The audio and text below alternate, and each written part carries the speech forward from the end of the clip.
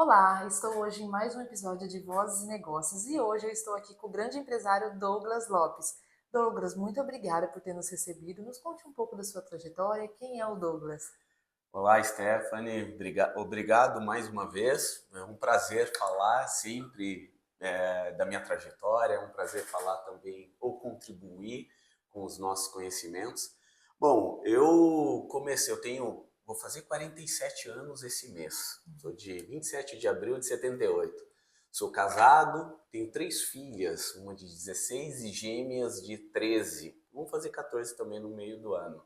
E eu comecei a minha trajetória com o meu pai, que me colocou com 13 anos de idade para trabalhar no escritório de contabilidade que ele tinha em Jacareí. Olha, E aí lá eu fui ser office boy com ele.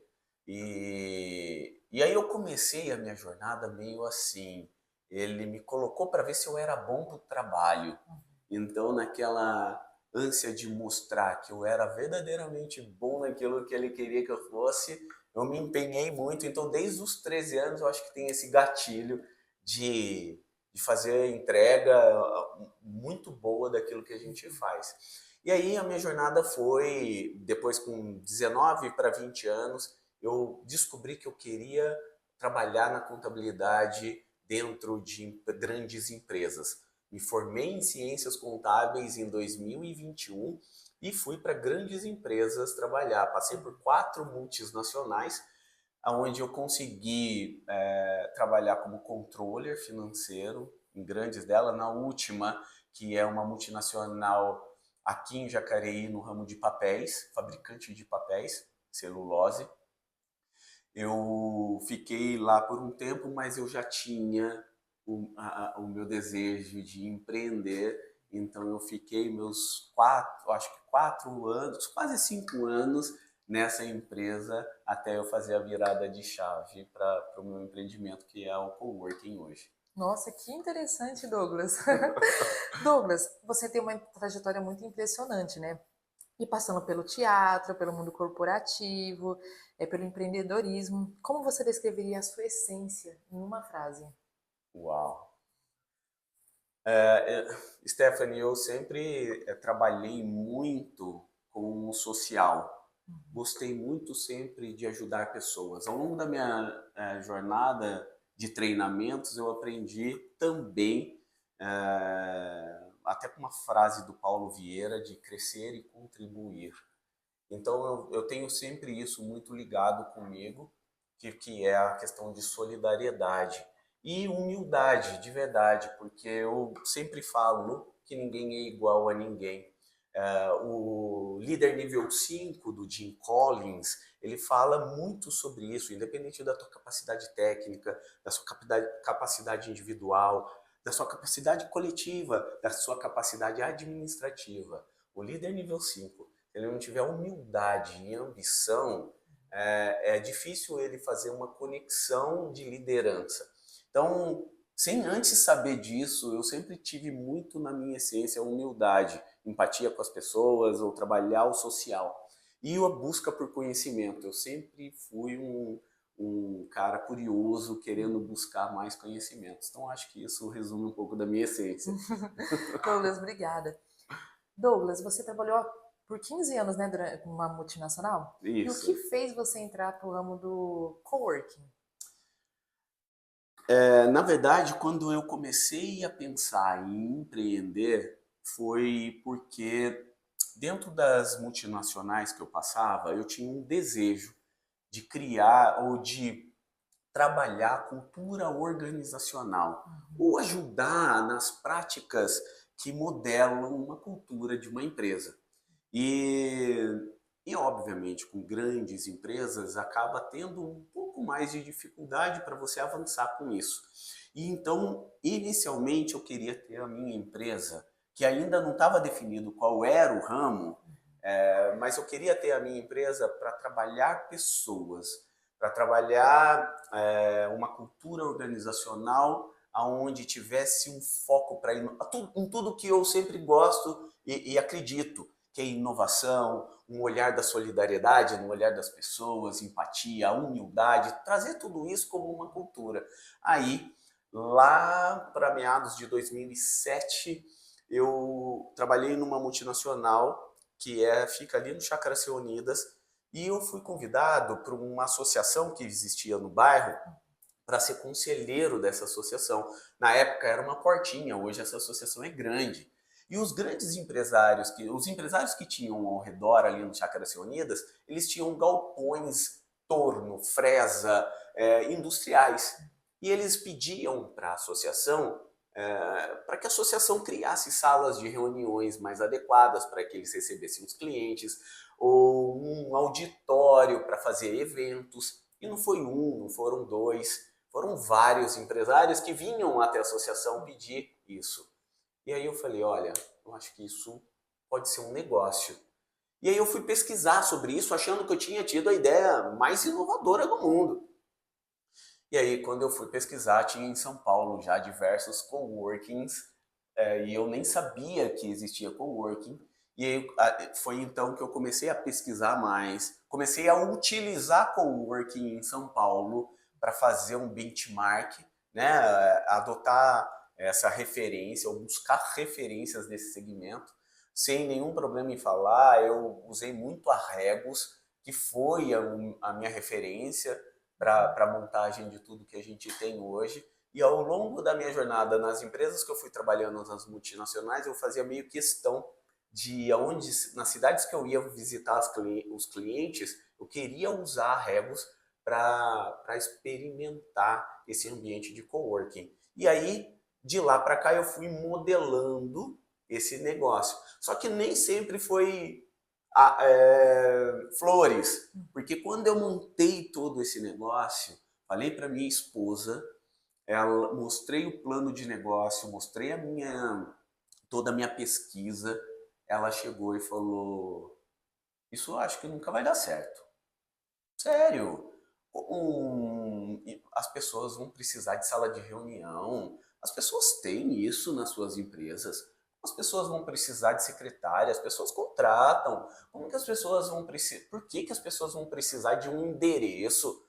Elas alugam um local e colocam a tua empresa no endereço.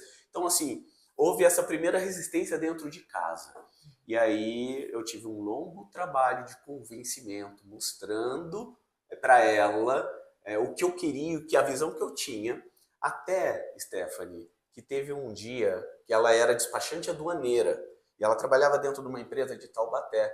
E ela comentou isso na mesa de refeitório lá, e um rapaz falou, olha, eu tenho um amigo meu que trabalha em São Paulo, ele tem um coworking em São Paulo. E despretensiosamente ela veio à noite em casa e comentou, você acredita que eu estava comentando sobre o caso e um rapaz lá no refeitório falou que tinha um amigo que tinha um coworking em São Paulo? Aí eu falei, eu preciso falar com esse cara, eu quero conhecer ele. E aí eu liguei para esse cara em São Paulo, falei, olha, quero conhecer você, minha intenção é ser seu sócio, porque eu já estava começando o negócio aqui em São José dos Campos, aqui no Aquários, aqui no The One. Então a gente começou essa negociação no final de 2012 e fechamos a parceria em fevereiro de 2013. Continuei a reforma em maio de 2013, nasceu a empresa operacionalmente, só que eu era a Aureus Business Solution. Era uma empresa lá de São Paulo. Por quê? Porque eu tinha a ideia, Stephanie, de ser um pequeno grande. Eu queria nascer com uma nova empresa em São José dos Campos, com os diferenciais que a Tillit hoje oferece, mas eu queria mostrar que eu tinha uma matriz em São Paulo e a filial em São José dos Campos. Foi assim que nasceu, mas ao longo de 2 anos isso acabou se rompendo, nós trocamos a parceria, foi aí que virou o nome de Aureus para Tillit em 2015, onde eu convidei o Luiz Constâncio, que é meu amigo de infância, e ele estava vindo dos Estados Unidos, quis investir, eu trouxe ele para investir, nós ampliamos a Tillit e mudamos o nome de Aureus para Tillit em 2015. Nossa, que interessante. Longa história, né? Mas E Douglas, tudo isso que você passou até você chegar onde você está hoje, e está expandindo cada vez mais, crescendo cada vez mais, você vê isso como se fosse um chamado? Olha, acho que hoje eu consigo entender melhor isso como um chamado. Porque antes, por que isso, Stephanie? Uhum. Eu passei durante essa jornada por um longo processo de treinamento de conhecimento, de autoconhecimento. Antes, eu estava adaptado em uma área de controladoria, contabilidade, onde o meu perfil comportamental não é tão aderente a isso, a essa atividade. Vim saber disso depois, porque aí eu fui Sim. fazer alguns estudos de programação neurolinguística, fui treinar, fiz na Febracis, então eu fiz análise de perfil comportamental, analista, virei analista de perfil comportamental, fui fazer coach na Febracis para conhecer um pouco mais de pessoas. Fiz o método CIS do Paulo Vieira para inteirar mais sobre pessoas. E aí eu consegui entender que a Tillit era muito mais que uma conexão com o meu perfil, era um chamado mesmo. E é um propósito. Eu acho que isso me mantém vivo, ou nos mantém vivo, durante tanto tempo. Agora, em maio de 2025, nós completaremos 12 anos de operação. Nossa. E eu acredito que essa motivação, essa força de propósito que tem por detrás disso tudo, reverbera, contamina e faz o sucesso que eu acredito que a Tillit seja hoje. Por quê? Porque todos os sócios estão com perfis comportamentais distintos que se complementam e se respeitam, né? Então isso traz uma força sólida da base, reverberando para um time que também segue na mesma linha, analisando comportamento, analisando cultura e valores, que a gente tem um trabalho muito interessante dentro da Tillit de ensinamento do caráter, onde a gente trabalha muito conduta moral e principalmente os ensinamentos que fazem o desenvolvimento, ou trazem o desenvolvimento da cultura, do desenvolvimento do caráter para dentro da Tillit, porque isso também está ligado um pouco sobre os valores que a gente inegociáveis para nós, que além da humildade, também acolhimento e gentileza. É indiscutível, nós temos muitos relatos de clientes que nos falam sobre o acolhimento e gentileza que recebem aqui na Tillit. Sim. Isso é uma característica de valor e integridade e respeito. E integridade, Stephanie, no significado, um dos significados da palavra, né, é fazer o certo, independente de quem esteja vendo. Eu preciso fazer o certo, com entusiasmo. E o entusiasmo também traz no seu significado o Deus que existe dentro de você. Então coloca isso para fora, coloca isso reverberando, né, no seu propósito, colocando toda a energia, que as chances, as possibilidades de sucesso são maiores. Nossa. Gente, eu até me emocionei aqui. Nossa, Muito bom, né? A gente muito bom. conecta falando sobre tudo isso na minha palestra. Eu vou fazer a palestra lá, dia Sim. 14 e dia 22 lá no Conexões. E eu falo de garra, falo de persistência. E garra Sim. vem de uma palavra em inglês chamada grit, que tem uma escritora americana, psicóloga, chamada Angela Duckworth. Nesse livro, ela fala muito sobre as diferenças de resultados daqueles que têm entusiasmo, daqueles que vêm com garra, que fazem, que depositam a tua energia num projeto. As chances são inúmeras de dar certo. É como se você pegar o sol, a energia do sol, ele queima. Mas se você pegar uma lupa e pôr num papel, se você deixar um papel no sol, ele não vai queimar. Mas você pega uma lupa e concentra a energia do sol num ponto, ele queima. Sim. Então ela fala um pouco sobre isso, né? Às vezes você canaliza, e essa é uma coisa que a gente sempre fala, você canaliza ou dispersa a tua energia por diversos tipos de atividade, e ao passo que se você canalizasse a tua energia para um único projeto, as chances desse projeto ter sucesso são muito maiores. Sim, exatamente. Douglas, toda vez que você fala para mim é como se fosse uma aula, né? Então eu adoro ouvir o que você tem para falar. Ah, obrigado. Douglas, você me disse, acabou de dizer aqui para nós, que em 2007 você teve esse start para coworking, né? Mas só em 2012 você realmente deu início. Muitas pessoas, inclusive quando eu pergunto, eu falo assim, ah, qual conselho que você dá? Só começa, se joga no empreendedorismo. Mas você se preparou, você estudou muito. Sim. Qual que você acha que é a importância de quem quer começar a empreender, estudar bastante sobre o mercado, entender antes de só se jogar? Bom, Stephanie, essa pergunta é muito interessante, até porque eu te respondo muito com base na minha experiência. E que essa experiência se confirmou depois de alguns treinamentos que eu fiz, da importância disso tudo que eu vou falar. Primeiro de tudo, é claro que é importante você estudar o segmento que você vai abrir, estudar e empreender. Mas eu sempre falo,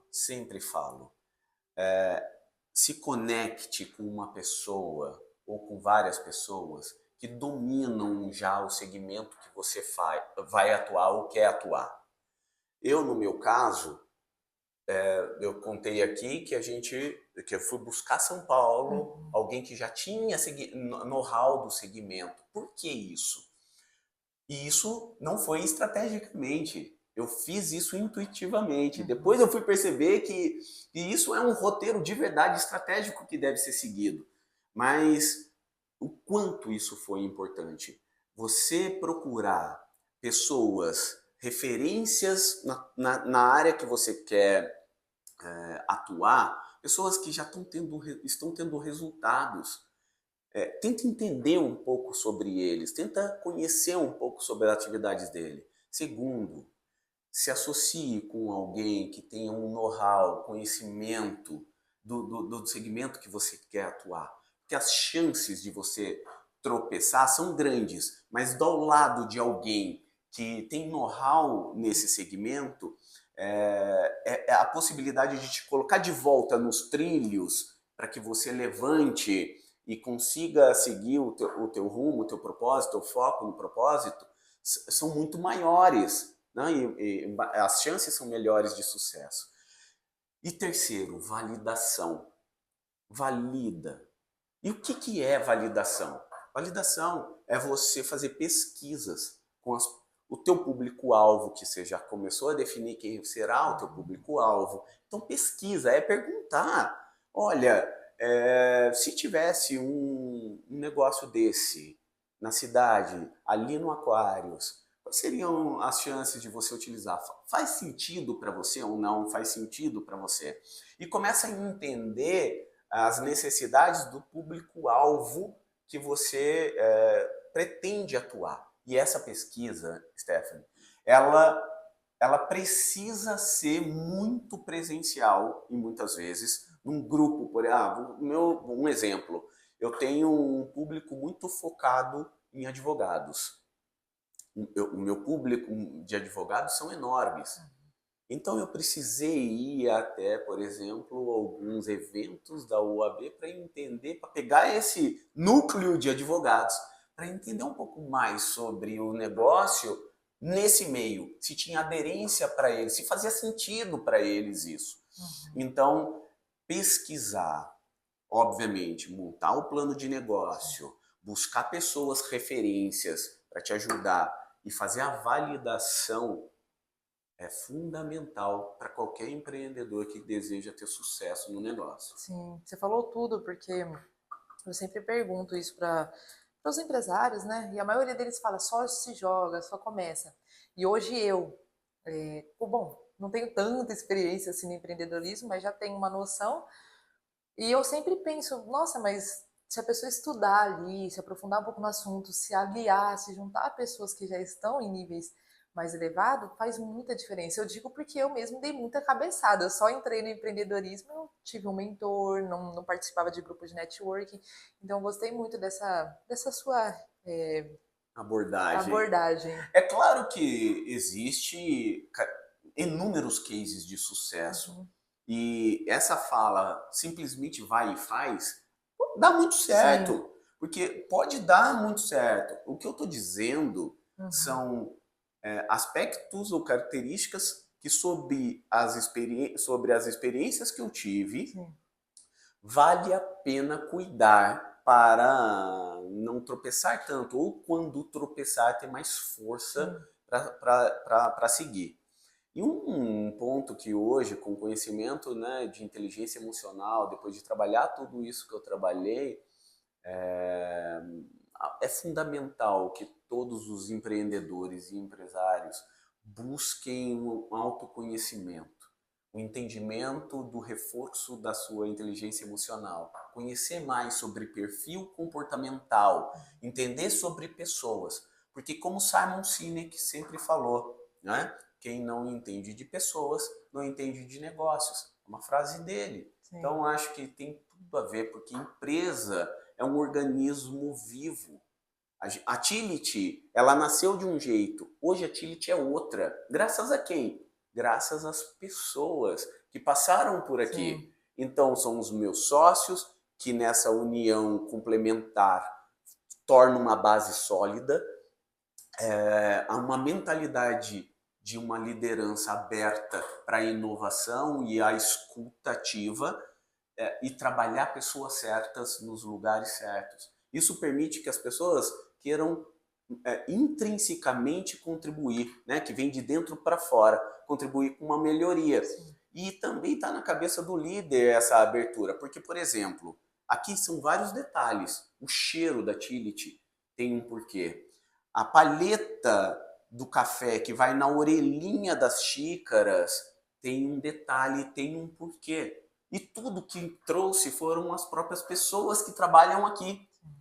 E se eu fosse talvez intolerante a isso e falasse assim, olha, não, essa ideia pode até ser boa, mas você vai continuar fazendo como sempre falei para fazer. Talvez eu tolisse ali, naquele momento, eu iria podar uma capacidade de entrega de inovação, de coisas novas, de querer contribuir. Então, a forma como você acolhe também tudo isso, você cria um ecossistema interno que motiva, que impulsiona a trazer Sim. coisas novas. E aí as pessoas trazem e fazem a diferença, porque os clientes notam os pequenos detalhes. Então, a Tility, ela é esse organismo vivo e ela certamente é muito melhor hoje do que quando eu montei, de quando tudo começou. Douglas, você sempre foi uma pessoa otimista, né? Sim, Como que você por acha que perfil. isso impacta a sua jornada como empreendedor? Assim, é importante o otimismo. É óbvio que existe aquela linha importante para que você também não seja um alienado, Uhum. né? Ou seja, que tenha um pouco de pé no chão nas coisas.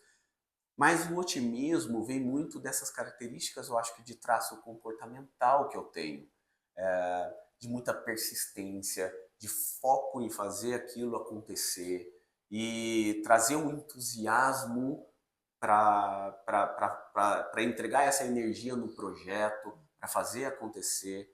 Então, acho que tudo isso contribui, Stephanie. Douglas, você é um empresário e um pai de família. Sim. Como que você concilia tudo isso?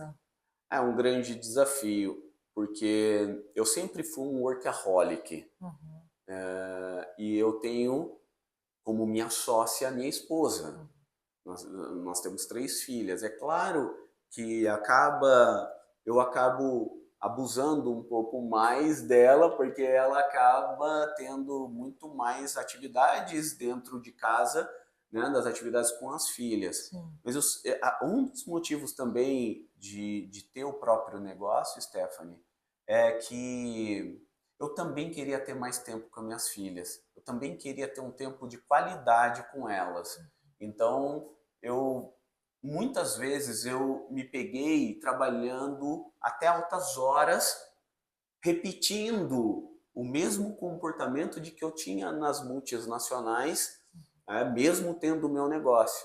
E aí, aos poucos, eu fui modelando isso é um desafio, mas a ideia é que a gente se policie. O propósito é que a gente se policie, para que a gente tente equilibrar um pouco. Não dá para fazer sempre, não dá.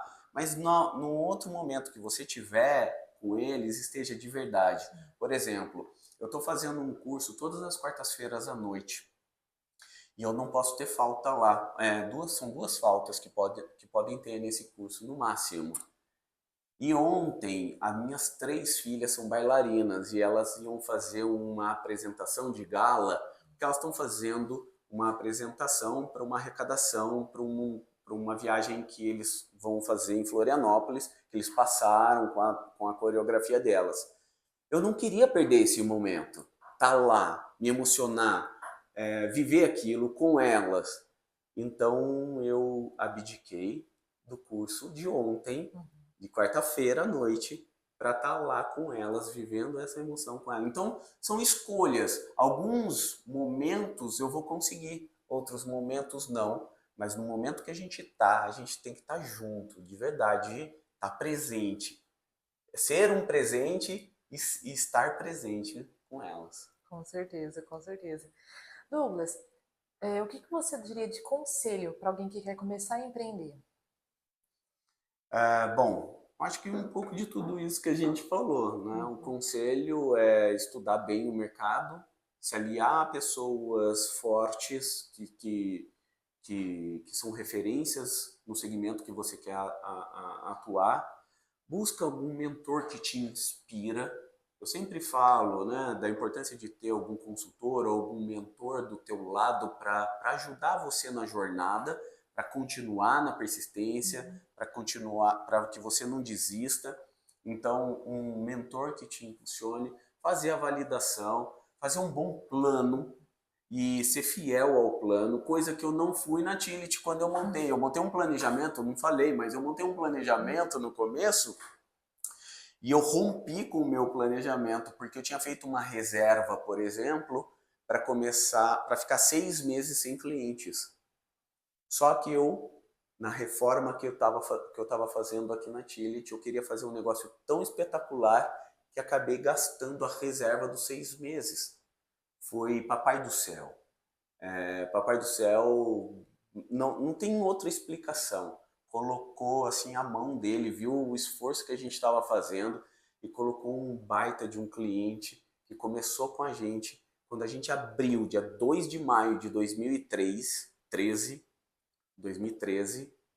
quando a gente abriu as portas, esse cliente é uma empresa americana, entrou com a gente e conseguiu então deixar a Tillit de pé. Eu podia entrar no Guinness das empresas que abrem um dia e fecham no outro, mas graças ao Papai do Céu, ele deu essa bênção de cliente que nos sustentou e nos permitiu, obviamente, fazer o nosso propósito Que acontecer. lindo, o plano dele é bom, perfeito e agradável, né? É, Você confiou, fez a sua parte e ele te e sustentou, ele né? te honra. É. Douglas, agora vamos lá, né? Cheguei na minha pergunta misteriosa. Ai, Essa meu pergunta eu Deus. sempre faço para todo mundo que eu entrevisto, que eu vou ter um bate-papo, né? Douglas, o que que Deus representa na sua vida? Deus, Deus para mim é o pilar, é o centro. Eu costumo sempre dizer, em tudo que eu falo, eu coloco o Papai do Céu, porque a gente fala com muitas diferentes tipos de pessoas e não sabe bem ao certo como também é a crença do Uhum. outro lado. Mas eu não deixo de falar o que é uma verdade para mim. Em diversos momentos da Tillit, eu sinto e senti a presença de Deus comigo e com nós, nos colocando de volta no trilho. Em 12 anos de jornada, Stephanie, não foi fácil. O início foi difícil, foi desafiador. Depois nós tivemos crises econômicas no país, a pandemia. Eu não falei aqui, mas no meio da pandemia, em 2020, nós decidimos ampliar mais um andar aqui no prédio. Então nós estávamos com o sexto andar, com o 16º andar, e nós decidimos, no meio de uma pandemia, falamos, olha, eu acho que essa pandemia vai durar pouco.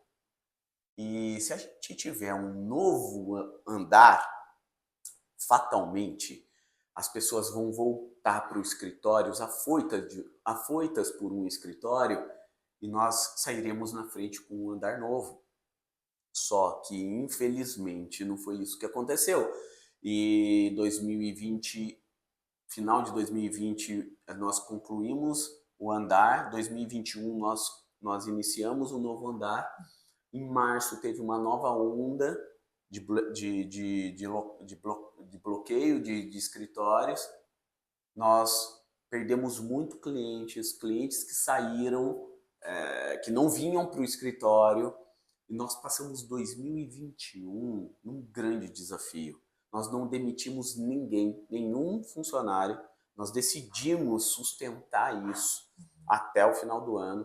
E mais uma vez, Papai do Céu, através de um evangelho, me deu uma resposta, que foi, ele falou, lança a rede em águas mais profundas. E aí ele encheu tanto de peixe nesse janeiro de 2022, que foram tantos clientes que vieram, foram tantos clientes que sustentaram a gente, que nos falaram, porque a decisão, para você ter uma ideia, no final de 2021 era, provavelmente a gente vai ter que fechar um dos andares. E a gente, infelizmente, vai ter que reduzir algumas pessoas, porque não é sustentável manter tanto mais tempo assim. A gente aguentou um ano assim. Só que veio a resposta dele e as coisas vieram acontecendo, nós suportamos e hoje a Tillit está, graças a Deus, firme e forte, próspera, graças a Deus, com 100% de ocupação das salas fixas, mais de 480 empresas ativas, mais de 2.000 pessoas passando mensalmente pela Tillit, são mais de 5.000 ligações que as secretárias atendem, de todos os tipos de segmento.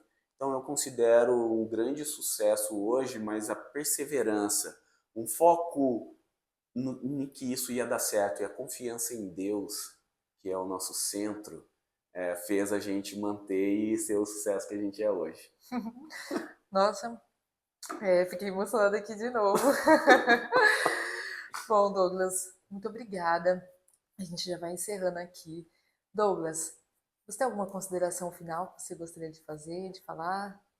Stephanie, primeiro agradecer, eu sempre gosto de contar um pouco da minha história, gosto de contribuir, por isso que eu aceitei o teu gentil convite para palestrar nos teus eventos, e é um prazer sempre falar das minhas experiências, contribuir, ajudar empreendedores.